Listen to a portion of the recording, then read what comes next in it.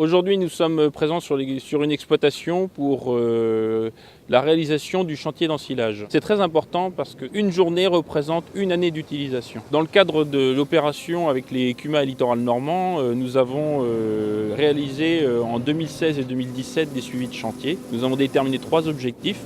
Le premier, c'est la matière sèche. Il faut récolter entre 30 et 33 de matière sèche pour avoir un bon compromis entre la végétation de la plante de maïs et la valorisation au niveau des bovins laitiers. Le deuxième objectif, c'est la longueur de la coupe et l'éclatement du grain, qui doit être justement ce compromis fourrage animaux. Et le troisième objectif, c'est le tassement du silo, parce qu'un silo bien valorisé, c'est aussi un silo qui doit être impérativement bien tassé. C'est l'organisation du chantier qui permet d'avoir un bon tassement. Sur les territoires de Littoral Normand, nous organisons des journées matière sèche pour pouvoir déterminer la date prévisionnelle d'ensilage du maïs. Le principe est simple, nous broyons 3 pieds de maïs et nous analysons à l'infrarouge la maturité actuelle du maïs. De là, nous établissons un constat, le taux de matière sèche actuel, et nous pouvons déterminer, grâce à la somme des températures moyennes des 10 dernières années, une date prévisionnelle de récolte. Il existe un logiciel, l'analyse ayant été faite le 12 septembre 2018, nous étions sur 2 parcelles, parcelle Grand Carré et parcelle Le Poteau, à 26,5 de matière sèche et 25,5 le 12 septembre. De là, nous pouvons déterminer un besoin de température pour obtenir un objectif de matière sèche d'ensilage à 33%.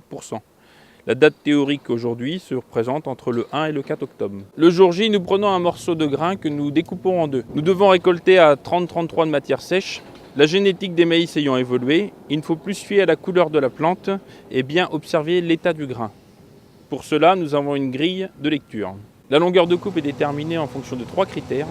La matière sèche, le jour de l'ensilage, le mode de distribution pendant l'hiver et le type de ration distribué pendant l'hiver. La longueur de coupe est déterminée par l'éleveur avec son chauffeur d'ensileuse. Nous avons 2 tests à disposition, le tamis secoueur qui permet de déterminer la longueur des brins de maïs, et nous avons le test de la bassine qui permet de mesurer l'éclatement du grain. Le test bassine, le principe est simple. Nous mettons une quantité de fourrage d'1 litre dans un seau d'eau. Cela permet de séparer le grain de la plante par flottaison.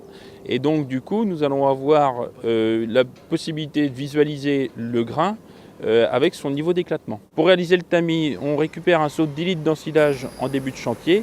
Nous le secouons avec le tamis avec 2 grilles, une grille de 20 mm et une grille de 4, et nous déterminons le nombre de godets dans chaque phase. Après les tests, nous échangeons avec l'éleveur pour pouvoir déterminer la longueur de coupe idéale. Donc on a le 3e objectif, c'est la qualité du tassage.